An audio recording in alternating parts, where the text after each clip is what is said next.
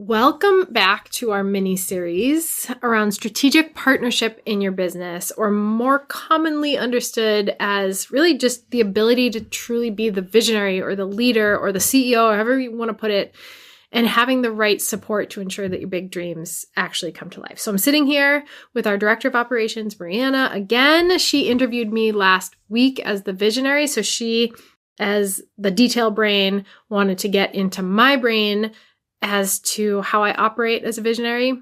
And today we're going to dig into the brain of Mariana. Scary place. Very scary. Very scary place, her brain. Really to help visionaries better understand how to work with their right-hand person. Because that right-hand person covers a lot of, I said this last week, but it's, a right-hand person can be your spouse if they're on the back end of the business, or a VA if that's the stage of the game you're at, or a project manager, or an integrator, or a larger team, whatever it might be. And it's to help you detail-brained people, right, better understand how to work with visionary leaders. And this series is also dedicated to helping the visionaries know how to better work with their right-hand people. Because oftentimes we hire and we have this assumption that it's going to fix all our problems when it really leads to more problems. Yes. Mo money, mo problems, right? So more hires, more problems. And we really need to focus on this critical step. If you want to scale with speed and you want to feel like you're running a business that isn't just running you, and you want to get into flow with your team, and you want to maximize the output and the growth of your business, this has to happen. So, in a nutshell, if you want to grow to your full potential and you want to carry your amazing big ideas as a visionary through to fruition, and you're sick of the headaches and roadblocks that come with hiring and firing and turnover, or just with entrepreneurship in general, this series is for you. And today we're coming at the angle of the visionary, interviewing her Director of Operations so that you can have an understanding of what we've done and shifts we've made to completely transform the Luminary Leadership Company, but also transform our team and how we operate and our team culture and all of that. Hey, you're listening to the Luminary Leadership Podcast, and I'm your host, Liz. This is the space where we equip overwhelmed entrepreneurs to become the confident, visionary leader their business, team, family, legacy need to win. After working with countless entrepreneurs over the last decade plus, I've noticed this theme. No matter the level of success they achieved, and I've worked with some incredibly successful business owners, they get to this point where they're asking, now what? What am I being called to next? What does next look like? How do I get there? If you're listening to this, you get it. You're craving more impact, and you want to feel less frantic and in the weeds of your day-to-day roles, and instead lead with that vision and that peace and that intention and that clarity. You want to wake up each morning with that clarity and vision and the time and the margin to do what you love in your business and in your life with your family. This show is where industry leaders come to grow into their next level of achievement and purpose and impact and legacy, success in business, and true legacy at home. Get ready, because we both know you don't just need another strategy. It is time for your breakthrough.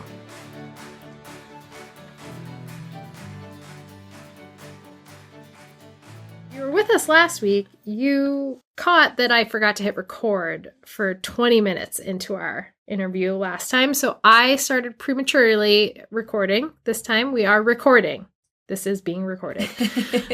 Okay, so I want to talk with you first. I just want to kind of set the stage again, how this conversation applies no matter what your team looks like today. Mm-hmm. So can you just elaborate on that? Because I know some people are listening and maybe they have an OBM, maybe they have a VA, maybe they're looking to start hiring, maybe they have a team of just contractors supporting in different ways, or they work alongside their spouse or a friend or a business partner.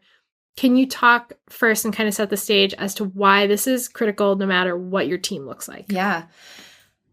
For me, being on a support of the team, it is such a gift because that is what my love language is. Mm. And so I think a lot of times for visionaries, it's hard to think about, well, who's going to want to do this and be invested in my mission? Mm-hmm. And so I think it's really critical for everyone to understand, the key part of leading a team is leadership.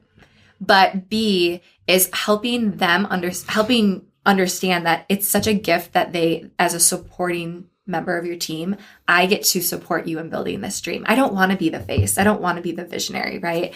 But no matter who it is in your business, whether it's a virtual assistant who's coming in and checking a few boxes off and then they're leaving, or if it's a higher level strategic partner who is, helping you set vision for 3 to 5 years, is maybe building out your Asana project board, is helping manage all of the moving pieces of the team.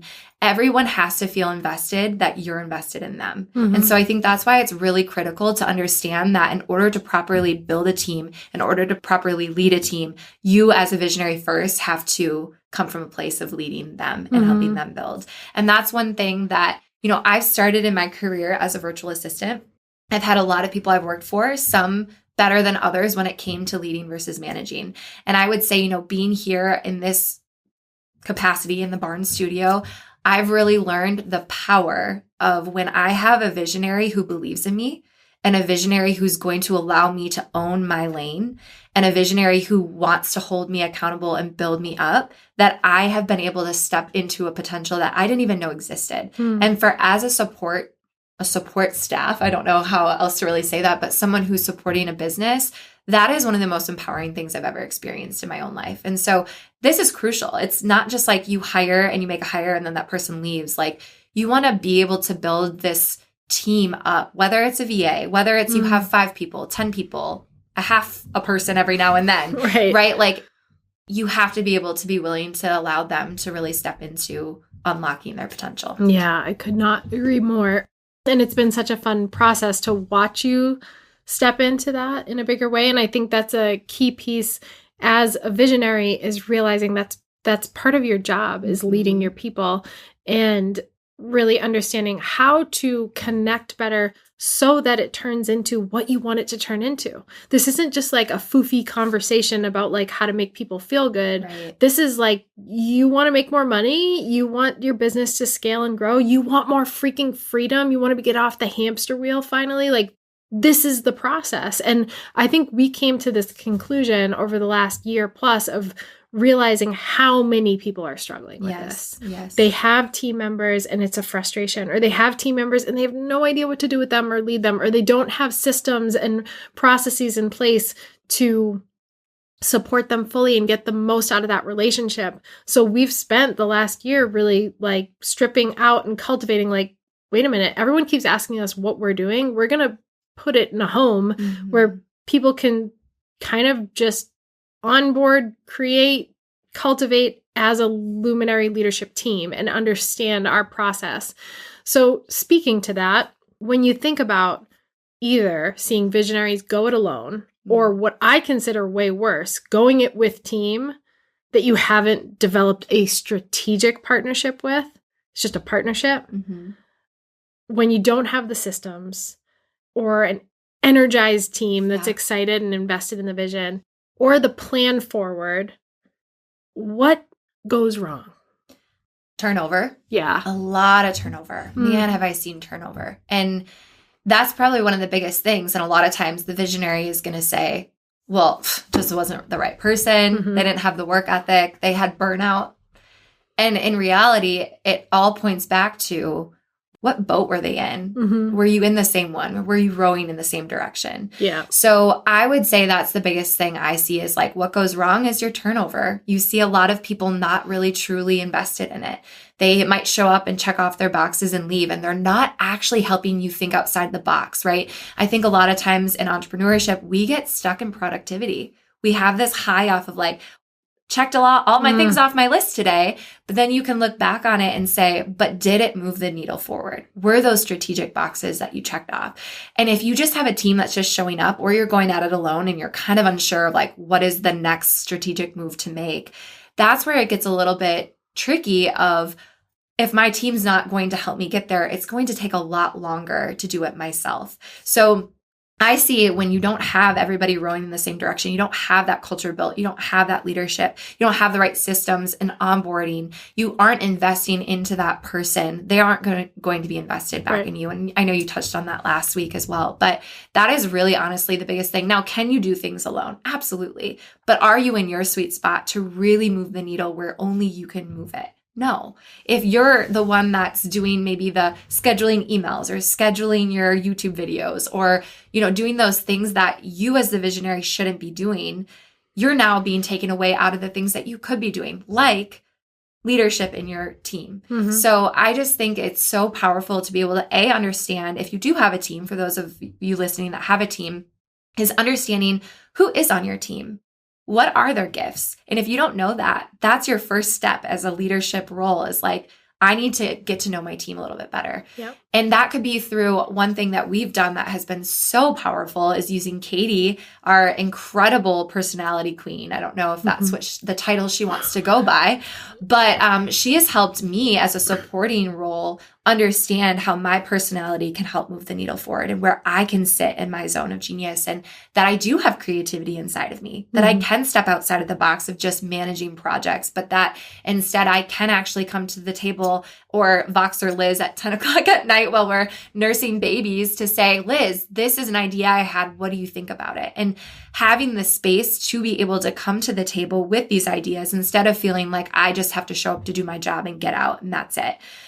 That's huge. So I would say that's one of the biggest things is once you can learn and figure out how to get the team to really invest in themselves and invest in you, that all comes from leadership. Mm-hmm. That's really where it helps turn the table. I so agree, because we've personally experienced that. And we've seen it in a lot of our clients too, who have made that shift and how much it's transformed their business. Now, one mistake we see people make is they'll take a personality test and have their team take it, but then they don't know what to do with it. Like, there's a process behind it that Katie has helped through that we leverage in our programs and our masterminds and stuff, because we see people getting frustrated because they'll do the personality assessment thing and then they're like, but it didn't work. Well, there are a lot of strategic things you do with it to maximize its value. So as a details person, integrator, director of operations, anything in that realm, VA, support, back end of the business, what is tough about working with visionaries, CEOs, founders, whatever you want to call them? Oh, such a good question. First of all, my number one answer is having deadlines that were yesterday. I hear that all the time. When is this due? Yesterday. Mm-hmm. That is a typical visionary response. So I have like two sides to this, actually. And the first one is there needs to be a healthy tension between your strategic partnership of a visionary and your integrator. I'm just going to say that so we're not like saying all five of them, but between your visionary integrator, right? Like there should be a healthy tension, meaning we are wired very differently, not only in the way that our personalities might be, but just how our brain works, right? So as a visionary, it's so common, and I think the majority of visionaries out there have a very high quick start, meaning you're in the shower, you just had an idea and you're like, we're doing that yesterday. Mm-hmm. And you come to the team meeting and you tell the entire team about it, and due date is yesterday, right? And the rest of the team is like, okay, great, but I have like 5 other priority projects on my plate. So like, am I adding this to my plate, or like, are one of those getting tabled? And it sometimes can feel like this whiplash, right? The other thing is that a visionary has a for the most part, very low follow through, right? So you had that really great idea. It was magical. The team shifted gears and started going for 2 weeks. And then all of a sudden you lost your love for that idea. And you're like, man, let's table that. Let's go back to what we were doing. And now the team has to completely shift back. And it's just this constant like feel of like, what just happened? Right. Where are we going? Now we have to start all the way over again. And that is so common across the board. That is how a lot of visionaries are wired. Maybe not every visionary in the world, but the majority of them are.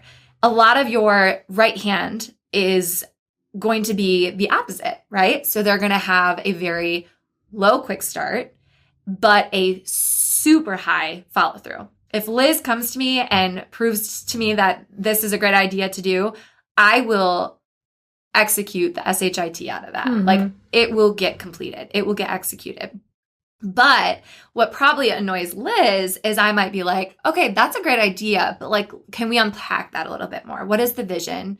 What is the goal that we're trying to go from there? Where are we? Is that actually moving the needle forward? Is it a revenue making, project, or is it just sound good because it's what everybody else is doing?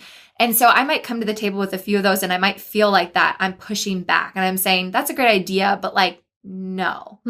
And that has to be a healthy tension that we have to have. Otherwise, if the team is constantly being shifted back and forth, we're never going to make progress. Yep. But also Liz will prove to me like, yeah, that is a great idea. And not that you have to prove every idea to me. That's not at all what it is. What you mean. But I think there has to be that healthy tension. Otherwise we're not going to make it. We're not going to make it anywhere. Right. So that sometimes can be a frustration, I think, that a lot of visionaries and integrators might have with each other, that you have to almost understand it's not a bad thing. And you have to figure out how to work through that. And that's where I think through your leadership with me, you've been able to help develop me in ways that I can challenge you, but in ways that you also are challenging me. Yeah. So I would say that's probably a big frustration. And also when the team just feels like they're on this constant roller coaster, but they can't see where they're going, right? Like, that is what am I doing? Why am I here? And so that's where it's really important. I know we touched on this last week's episode, but building that vision and making sure that the entire team understands what it is. They know where we're going. They understand that 3 to 5 year plan. And it's not just something we put on a whiteboard and we're like, this is where we're headed. We are literally acting that out in everything that we're doing. So I would say that is probably the biggest things when it comes to like frustrations that we have. They're not always bad things, but it can be a frustration nonetheless. Yeah, no doubt. And you're describing me. So, no, it's true, because I used to do that a lot more. And I realized that it's a detriment to our growth as a company, which ultimately the health of the business is my priority. So I like that tension because it helps. You allow me to go up into the clouds, right, with my ideas, but then you ground me so that these things become a reality. Because what often happens is if you have that right-hand person who doesn't know how, both from a systems perspective, but also just from like a understanding their role and where they can best support, if they don't understand how to ground that visionary and they just let them, they're like, well, they're the leader, I'm collecting my paycheck either way, we'll create a project plan for everything they want to do. And then you look at the year that you just walked through together and there wasn't the progress. The visionary will also often be like, well, what the heck?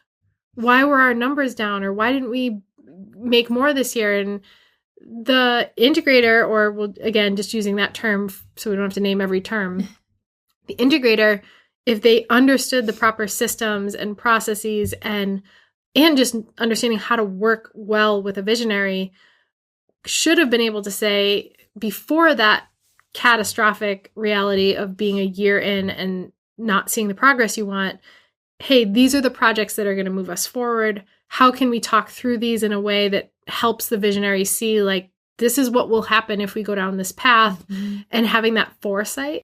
So that's been huge for us because it's allowed, there is literally no shortage to the amount of ideas I can come up with. Doesn't mean they're all good. And it also doesn't mean they're all appropriate right now. Right. And I think too, it also allows you to come in and say, okay, you want to do that? This is what this will look like. And then I can see it in black and white and be like, oh, really? That's how much I'll be working in August? A hard no. Yeah. Like, we're not launching on that date. Yeah. You know what I mean? Like, I can actually see versus just being like, I don't know, we'll figure it out and let's just run. And you come to me often and say, hey, preemptively, like, I think so-and-so on the team is going to have a little too much on their plate if we do this. So either we need to hire or we need to switch priority projects and move some dates around. And so it allows me to always have a finger on the pulse of my team so that people stay in that sweet spot and they stay in that positive energy and people aren't getting burnt out. So that's been huge. So why do you think some visionaries I think most visionaries think that they're solving all of their business problems if they just found the right hire? Like, I just have to get that right support person and everything's going to change because I see so-and-so in their business and they have an integrator or they have a VA or they have a project manager and they're killing it. So if I just get that, and they could even go hire that exact same person and it doesn't translate in their business. What's the problem? Okay, first of all, this is why, and Liz has heard me say this, but I actually dislike the term integrator because of the answer I'm about to give. It is so misused, right? So someone thinks, oh, so-and-so is an integrator, so I need to hire an integrator. But really what they're hiring is a glorified VA. Right. So there's a difference between, right, who you're hiring, and not saying that that person shouldn't be your right hand, but if it's a VA versus an online business manager versus like a integrator who is that like strategic partner doing all those high level visionary things with you and managing the team. You can't ask a virtual assistant to do that as well. So I think that's where it comes in, is a lot of times people are trying to hire that right person, but really they don't have the role created right for them. So they're setting them up for failure to start, meaning they didn't do their due diligence to like actually look at who's the current players on our team, where do they sit, what are the roles that they have, are they actually sitting in their sweet spots? And what are the gaps that we need to hire for? They're just thinking, I need to hire an integrator and it's going to solve everything. But in reality, it might just be that you do have too many projects on your plate. You do need to move maybe certain people on your team around. Maybe the job description you drafted up actually doesn't align with what they're going to be doing once you hire them. I see that all the time where someone is hiring a quote unquote integrator and then that integrator gets in the business and they're doing VA work. You can't expect them to do, all of the things in your business. So people are trying to hire unicorns. So I think that's where just the misused version of integrator can get really frustrating for me. So I would say that is the biggest thing, is like, you have to understand what are your needs in your business? Who do you currently have? And what do you need to hire for? And once you can get that, that's when you get into the hiring phase. Too often people are quick switch to be like, I need to hire. Oh, this is a perfect fit. I'm going to bring them in. You didn't figure out what you needed. You don't have a proper onboarding system. And now they're literally sitting in your business on a remote team, which is also a struggle when you don't have the systems in place, expecting to just fix your problems when they don't fully understand what your problems are because you've never laid it out for them. So I think that is the biggest thing, is people they're too quick. They're too quick start. They're too visionary for me. That's what it is. Drives you nuts. It just drives me nuts.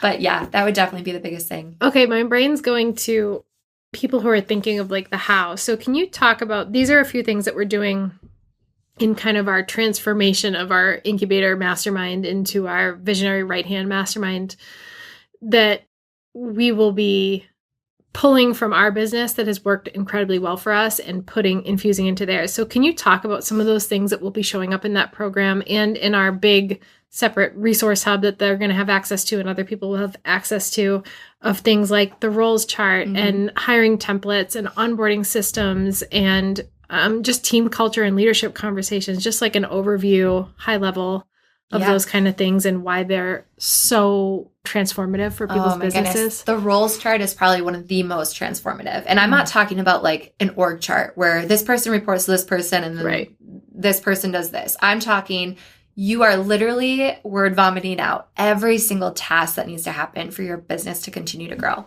And within those tasks, you're looking at what can be eliminated because they are productivity tasks. And you will be so shocked to see how much your team is spending or you are doing that actually, what if you didn't do them? The business doesn't crumble.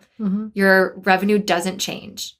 So those are things that you see, but then also you'll be able to see within the roles chart where people are sitting, where can you move people, and where are the gaps? So that is our biggest thing that we're always looking and trying to identify, is where in our business do we have a gap, so that when we're in a season that someone might be very overworked, I can see it in our Asana of like, we have this event coming up. That means we have extra tasks over here for Katie. We need to figure out how to savor her time a little bit, and like what tasks do we take off? Like that is, as the strategic partner in this business, like that is my job, is to be that gatekeeper for you, to be that gatekeeper for the team. And so that's really where that roles chart comes into play. And where if you don't have something like that, you do see a lot of turnover because people are getting burnt out. They're getting hit at max. You're hiring for the wrong role that you didn't even need. So definitely the roles chart is the biggest thing. And once you're able to identify those gaps, it's setting up a job description that is actually based off that roles chart. Right. It's not just like looking on Indeed or Upwork at what other people have posted and thinking, I need a social media strategy or social media manager. So I'm going to just copy that. You're legit creating a job description based off of the tasks you wrote down that you need. Mm-hmm. Now, when someone comes into your business, they're not surprised. They know, and you've been very apparent with them. And then, of course, walking through just how the application and hiring process works for us. And does it work every time? Like, does it mean you're going to find a unicorn? I hate that word. I can't believe I just said it. But find the gem every single time? Maybe not. But does it mean that you have set yourself up to find that gem the majority of the time? Absolutely. And where you really craft the gem, though, is once they're in your business and you've built that building the job description off of your vision, your mission, your values, what you've talked about last week. It's how you as the leader now lead them. Right. That's really the biggest things. Mm-hmm. Yeah. All right. I want to give people a little behind the scenes of your role within the Luminary Leadership Company. So let's talk about it. What would you say the main things that you do are? And can some of those things bleed into a strategic partner that's not a director of operations? Yeah, absolutely. I would say for me, my biggest thing and what I love doing the most is I'm a gatekeeper. Mm-hmm. I'm a gatekeeper for you to be protected so that your time is spent doing what you need to be doing, right? So it might be even hopping in and organizing your Asana workspace so that you know your priorities for the week, adjusting any meetings that we needed to have or not have because you need to protect your time to get this project done. Yep. The other thing is a gatekeeper to our team's time, right? Like I don't ever want a team member to leave us because they felt so overworked and they didn't feel like they had a safe place to go to share with us that they were feeling that way. Yeah. I want to be able to have my eyes and ears always out to say, okay, where can we adjust? What do we need to do? What timeline do we need to change? So I would say definitely a gatekeeper. The other things too is just a project manager in general. Like I have my pulse. I have my hand on literally every moving piece of the business. Now, if you hire a virtual assistant, are they going to have their hand on everything? Probably not. If you hire an online business manager, maybe, right? Like there's different tiers, and that's where your roles chart is really going to help you identify what is it that you need. Do you need that project manager that has the hand on everything? Do you need an implementer who's just scheduling your social media posts? Right. So I think that's really crucial in figuring out what it is exactly that you need. And I feel like for me, it's having a hand on every single piece of the business is where my gift is. I love that. I hated when I first started in virtual assistants and I had like 10 clients at a time and I was in every business for like an hour. I hated that. It was like, not for me. Are there some people out there that that's perfect for? Yes. For my personality, I need to be that strategic partner. I wanted to be your right hand. I want to be involved. I want to be asked to help make some of those big time decisions. So for your higher level director of operations, your project managers, it's very much going to be more allowing them into the vision. For your doers, like your virtual assistants, your operations assistants, for them, their day-to-day very much could be that they're scheduling things that need to get scheduled for the business to continue to run. But they have to see the vision. They have to see where they're going. They have to see how that one thing that they did played a bigger part. And you have to allow them the opportunity to grow. Like what could they do? Where could they go within the business?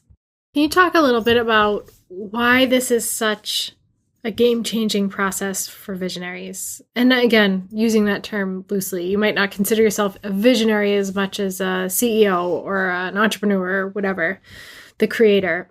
And what people can expect, like what positive outcomes people can expect to come from leaning into this process and understanding how to get that cohesive nature of a strategic partnership going. What tangible things start to come to life? Business becomes fun. Honestly, love that. Like that's the first thing. Business becomes fun. Is it still late nights sometimes? Maybe, right? Are there still projects that need to be done that aren't always the most fun? Yes.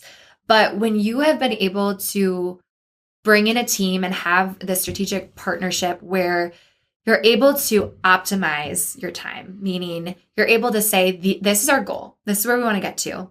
And these are the things we need to do to get there. And now it's beautifully mapped out for you, Liz, in Asana of like, hey, this week, this is the week we're recording these podcasts. This is the next week that you're going to write that mini course. It allows us to be able to prioritize a lot more versus feeling the weight of, wow, there is so many things that need to get done. And now having it built in a way where we have this flow of everybody sits in their sweet spot and knows their priorities every single week.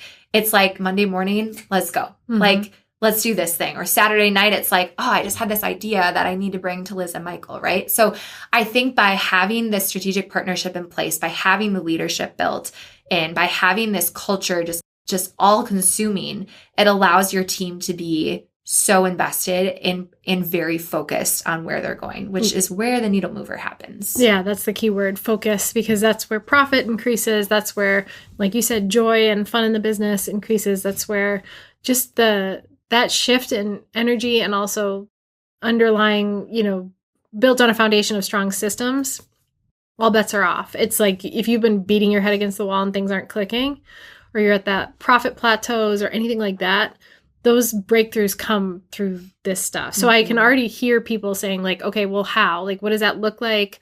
How do I do it? How do I learn these things? Like you're speaking kind of in grandiose terms, like what's the granular of that? We've actually spent a lot of time extracting our processes and we use them with our clients, and we are shifting our Incubator Mastermind, which is our really successful mastermind for high-level entrepreneurs and entrepreneurs looking to scale. And we realized this was such a great need that we've shifted that into a program where people are going to get access to all of this stuff. Like we're going to walk them through it. So Marianne is a big part of this program where she's coaching the right hand, because what this has become now is the visionary right hand mastermind, where you come in as the visionary, but you bring that person with you, whether it's your spouse, your VA, your whoever your strategic partner is, so that we can train up both sides, right? You need to be the leader to be able to run with this vision and mission and know how to lead your people well to that success. But you also, your people need to be trained up in the systems and the processes. And then you guys have to come together and understand how to do this as strategic partners. So just for the people that are curious about that, they can go to luminaryleadershipco.com/mastermind. I recommend apply. Let's have a conversation around it. But this is one of the things that we've been geeking out on the most, because we cannot get over the need. Like there is such a gap in the market around this. There's stuff that teaches you how to be the leader. There's stuff that, Mariana's been in programs as learning how to be an ops director or integrator and all those things. But who's saying, all right, like how do we bring you guys together in one mission, one vision, one team culture with a clear path forward? And it's bridging that gap. So we're super excited about this and very eager to put it into practice, because it's something that we've already kind of naturally been doing behind the scenes. All right, I want to let you end on a note of being irritated with having to work with me. What is frustrating about working with visionaries in general? Or what are some things that we've kind of had to shift, or how have you had to rein me in order to get the best output that we all want? I have so many thoughts. Oh my gosh. How do I pick one? Pick one. First, wanting to change because something isn't working fast enough. Yes. That is a big one. Especially when it comes to tech, right? Like if a tech or a just specific thing is this morning I was saying I wanted to throw every system, like every tech thing that we use, out the window because I'm so annoyed. And my heart was like, oh dear Lord, we are not doing that. Okay, fine. No, but it's true, right? And a lot of visionaries hate project management tools. And that is, honestly, one of the biggest things is when you can properly use a project management tool. We use Asana, where it simplifies it enough for the visionary to feel confident to go in there, but it has everything in there that the rest of the team needs to move forward. That is important. So I think when someone is really against using project management tool and that's not specifically you, Liz, but it was once upon a time. Yeah. But yeah, I would say one of the biggest frustrations is wanting to shift things before actually testing to see if they work. So that's where it just sometimes feels like the rug gets pulled underneath us too often, where we're like, we just moved to this CRM, or we just moved to this, whatever it might be, like this course hosting thing, or the podcast, right? Like, and wanting to always switch to the next best thing. So I would say that's probably the biggest thing. But the other thing too is just to know that it is so powerful to have an open space between your visionary and your right hand. And when it comes to especially being part of personal development as a visionary, I've seen it so often where a visionary I'm working for goes to this mastermind and they get a million ideas from the mastermind. And then they come back and they're like, okay, team, this is where we're going. And the rest of the team is like, that is not in alignment with where we were going. So like, is our vision changing, or like what's happening? And that's when that state of flow really gets disrupted. And so that is something that when we were kind of putting our heads together and knowing that this is a huge need in the industry of, you know, building your team up, leading your team, moving forward to the goals you want with your team, this was something we realized, like, we want to provide that space where not only does the visionary get to learn and come into it, but you are inviting and investing in your right hand to also be a part of it. And that is, from a support from a right hand myself, such a gift to be a part of something that I get to learn from. I get to grow my own leadership skills. I get to learn from other people inside of this program. And I get to walk forward and push forward these goals that we've set together. So it just feels like a actual strategic partnership when they're both your right hand and your visionary get to be a part of something, versus just your visionary who's doing all the learning and then coming and telling through selective hearing, no offense, selective hearing what they learned to the rest of the team, and the team is the one implementing it. So that's where the power of this doing it together is huge. Just, I cannot wait to see how the transformation that's just comes from these integrators specifically, of like how they grow within the business. Yeah. And I think you hit the nail on the head, because that has happened so many times to me where you get so inspired, and it doesn't even have to be an event. It can be like a podcast you listen to, and then we go off in left field with all these brilliant plans and ideas, and we try to bring it back and we don't articulate it in the details. And then the right hand's not really trained up in taking this something that's at 30,000 feet and bringing it down to sea level. So it's really hard to make it concrete and actionable. So these are all things that, including everything from like how we set up our Asana to the templates we use and all that, is going into this mastermind. And we're also aware that the mastermind is not something for everybody. I mean, it's an investment. It's an investment in your growth and in your profit and possibility of your business, but it's also a financial investment.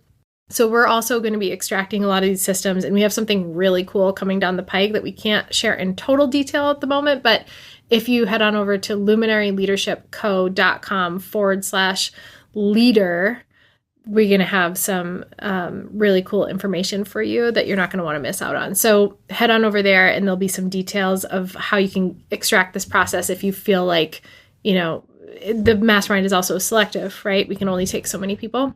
So just putting that on your radar. But thank you so much for doing this with me down in the barn studio with our chickens clucking in the background.